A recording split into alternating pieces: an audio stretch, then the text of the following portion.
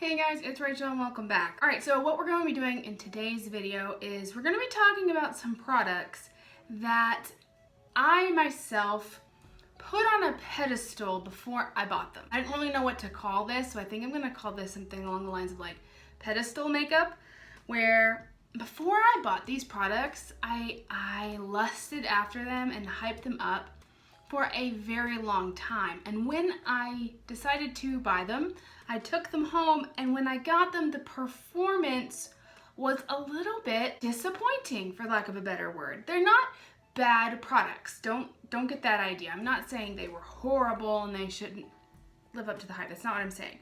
What I am saying is they didn't live up to what my mind kind of built them up to be, if that makes any sense. I think I had too high expectations for these products. Again, I'm not saying these products are bad. I like these products, but I don't love these products. Also, I am going to give you guys alternatives or other products that are similar in my collection that I actually use and get more use out of, and I like more for the most part. Let's go ahead and get started. Okay, the first thing that I am going to mention to you today is the Huda Beauty Topaz Obsessions palette. Now, this, let me see if you can see that. I searched high and low for a kind of burnt orange eyeshadow palette that I could make it look out of. And I had this on my Sephora wish list for a long time, but somehow the pictures that I saw on Instagram and online didn't really match in person, so it kind of gave me pause, and I was not,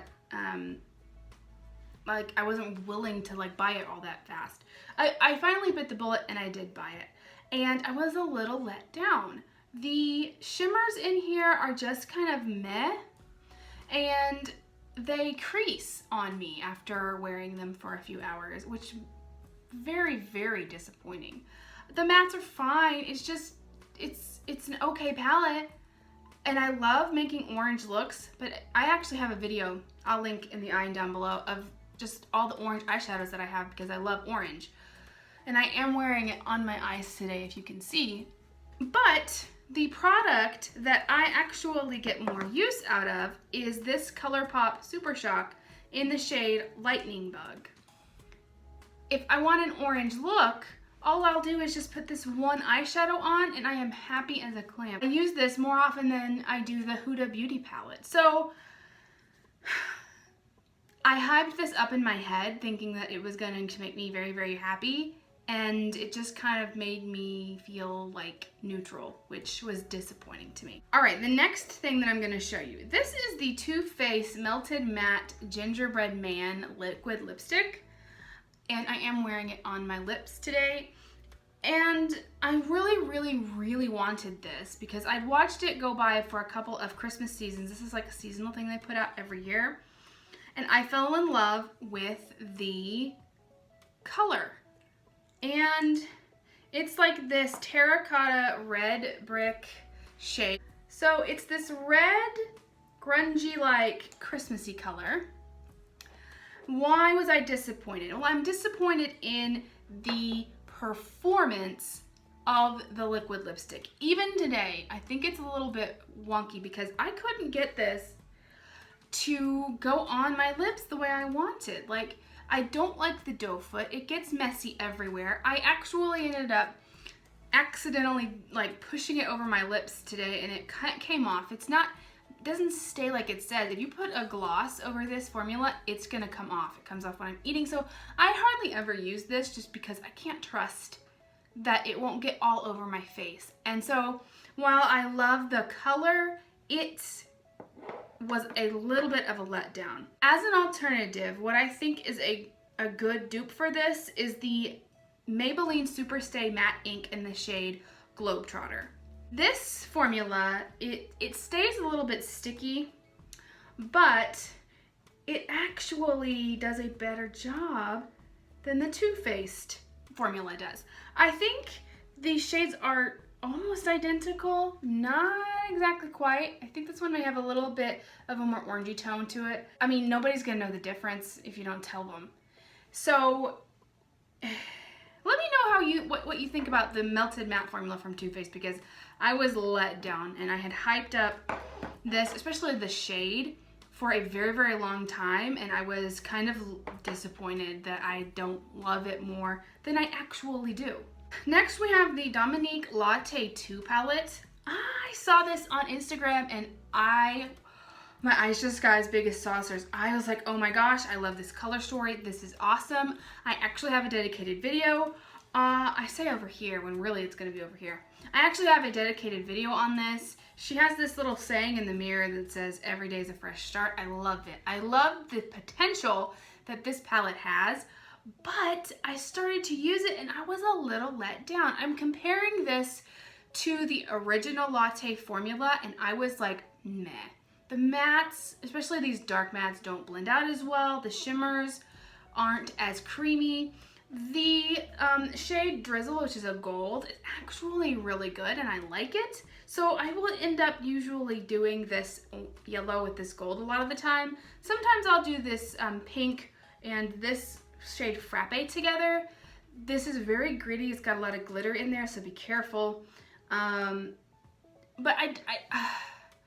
I like it, but I don't love it like I did the original. And I have these shades, minus like these colors, which this matcha shade is just kind of a disappointment.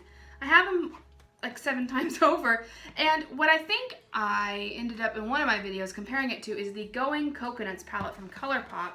Now it doesn't have a gold or color, yet the pink and the turquoise, but, oop, flashed you with the mirror.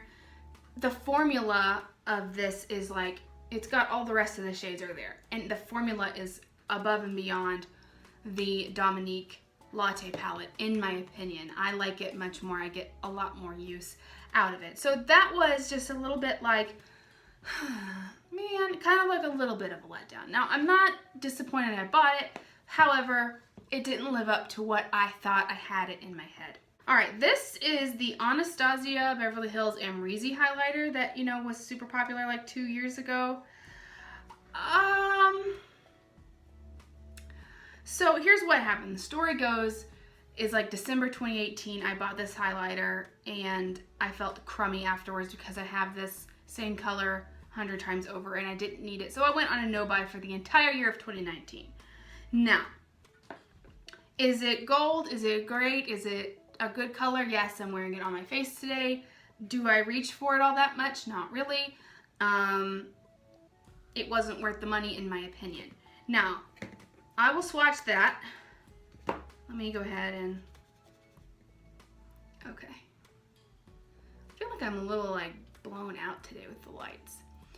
However, if you're looking to save money, this is the Revlon Skin Lights highlighter in the shade Daybreak Glimmer. And if you want almost the exact same thing, I think maybe Revlon's is a little bit lighter, like a little bit more white, but nobody's gonna tell the difference when you've got it blown out on your face. I loved this. This has got even more punch and even more oomph to it, and it lasts longer. So I end up getting more use out of that one anyway. So yeah, I bought this and it was just like, that's the movement that I make whenever I look at all these products. It was kind of like, I hyped it up in my head and then it wasn't as good as I thought it was gonna be. And I also have alternatives for that I thought work better. I feel like I'm repeating myself. These are the e.l.f. bite-size quads that are like $3. I have 5 of them.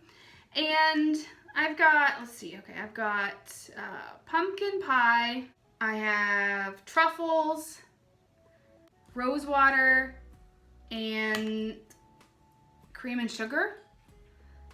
And I have this one, which I'll show you in just a second. I never use these. I just forget that I have them. They're all right, but I have all of those shades 100 times over.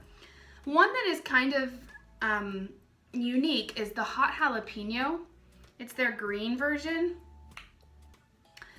It was very Grinch green to me, and I didn't enjoy it.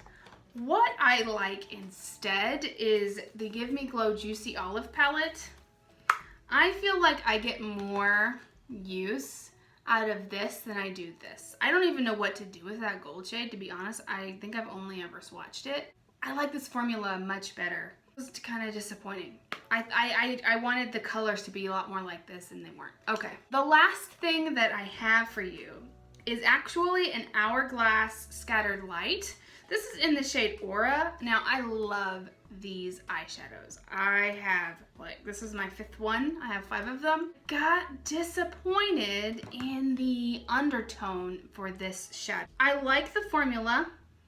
I can already tell you that.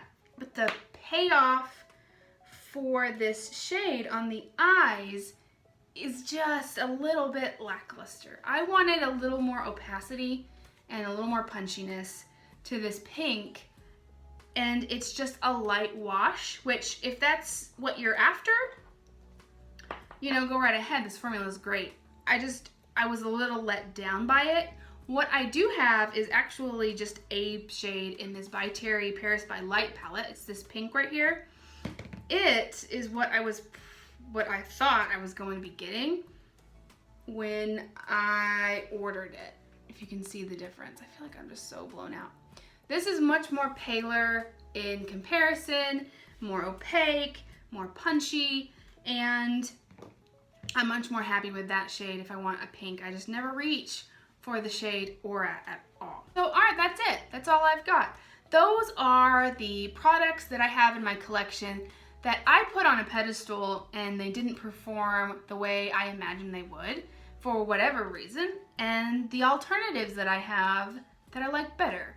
So if you like this style of video, go ahead and give it a thumbs up to let me know that you like seeing this in the future. Let me know in the comments, do you want to see me do a video where I've kind of put something on a pedestal and I ended up liking it? Because I do have some of those, and I'm also thinking about doing one where I just bought something on a whim and ended up loving it and I didn't even put it on a pedestal. So let me know in the comments down below if you want to see a video like that. Please subscribe before you guys leave. Stick around on my channel to see what other kinds of videos I've created for your YouTube entertainment pleasure. Be kind to yourself out there, folks, and I will catch you later.